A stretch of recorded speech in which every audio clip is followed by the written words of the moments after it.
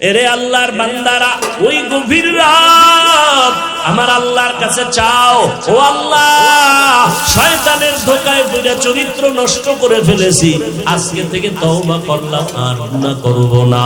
এরে বান্দারা, আজকে তো আমরা গুনাহ করতে কোনো দ্বিধা করি না, আর যাদের কোনো গুনাহ নাই, সৃষ্টির শ্রেষ্ঠ রাহমাতুল লিল আলামিন, এত মায়ার নবী, আমার দয়ার নবী, যেই নবীকে আমার মাওলা কঠিন পরীক্ষা করলেন, দুনিয়াতে আইসা বাবা বলে ডাকতে পারেন নাই, 6 বছরে মা হারা আমার নবী অসহায়, 8 বছরে দাদাকেও হারায়া ফেললেন।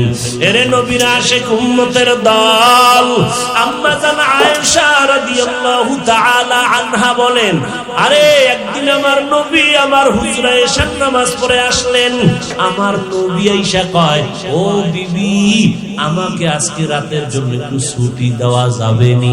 কে কয়? নবীজি কাকে বলেন? আম্মা জান আয়েশা রাদিয়াল্লাহু তাআলা আনহাকে বলেন। আম্মা জান বলেন, আমি ছুটি দিয়ে দিলাম। নবী কোথাও যাবে? কয় না, আমার হুজরার মধ্যে তাকায় দেখি অন্ধকার। আমার নবী নামাজের মুসাল্লায় দাঁড়ায় গেলেন আমার পাশে, আমি শুয়ে রইলাম। আমার মায়ার নবীর কোনো গুনাহ নাই, কেমন একজন নবী পাইছো রে বিবারিয়ার মানুষ, চিনলি না রে বাবা। যদি নবীরে চিনতি, দাড়ি কাইটা নবীরে কাদাইতে পারতা না, চুলগুলো বেঈমানের লাইনে কাটতে পারতা না।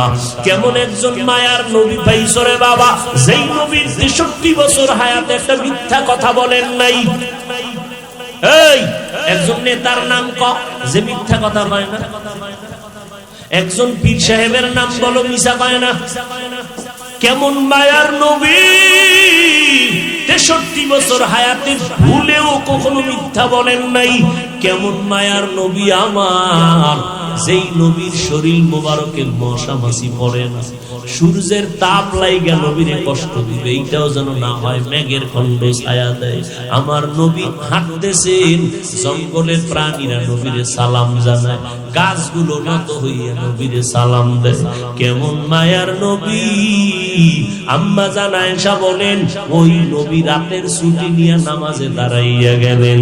নবী দাঁড়াইছেন তো দাঁড়াইছেন, হঠাৎ আমি কান লাগাইয়া শুনি আমার নবী অজর দাঁড়ায় কাঁদতেছেন নামাজে দাঁড়ায়। এমন কান্না, এমন কান্না, নবীজির দাড়ি মুবারক ভিজিয়া যাইতেছে, জামা ভিজিয়া গেল, মনে হয় বৃষ্টির পানি টপ টপ করে পড়ে। আমার নবী রুকুর খবর নাই, হঠাৎ করে নবী দীর্ঘ টাইম কান্নার পর রুকুতে চলে গেলেন, রুকুর থেকে আর উঠে না, কান্না কান্না কান্না। এরে আমার নবী যদি এত কাঁদেন, তোমার আমার কি পরিমাণ কান্না দরকার? নবীর তো কোনো গুনাহ নাই, তোমার তো গুনাহ ছাড়া কিছুই নাই, কি পরিমাণ কান্না দরকার? আসলে কান্না নাই, গুনার কথা একবারও স্মরণ করো না। এরে আল্লাহর বান্দারা, কয়দিন আর বাঁচবারে যুবক? এমন একটা দিন নাই গাড়ির নিচে যুবকের লাশ নাই, পানির নিচে যুবকের লাশ নাই, ঘুমের বিছানায় যুবকের লাশ।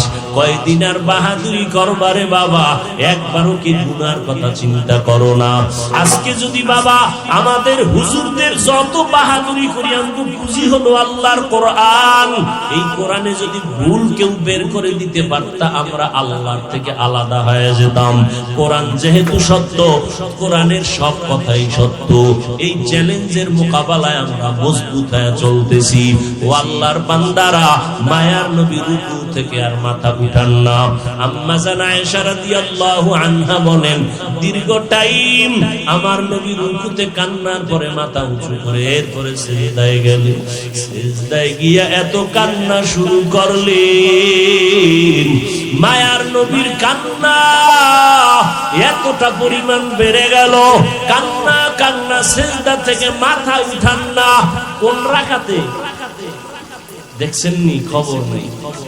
প্রথম রাকাতের মাত্র প্রথম সিজদা, নবী এত কান্না কান্না শুরু করলেন, সিজদা থেকে মাথা উঠান না। এত কাদাই যে নবী কাঁদলেন, হঠাৎ করে পেছন থেকে আওয়াজ আসলো হযরত বেলালের জবানে। বেলাল ডাক দিয়া কয়, মায়ার নবী উঠছেন ঘুম থেকে, ফজরের সময় কাছাকাছি হয়ে গেছে।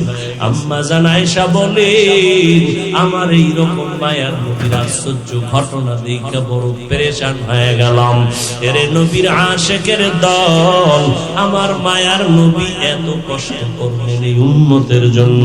আম্মা জান আয়েশা বলেন, একদিন আমি দেখি আমার হুজরার মধ্যে বইয়া নবী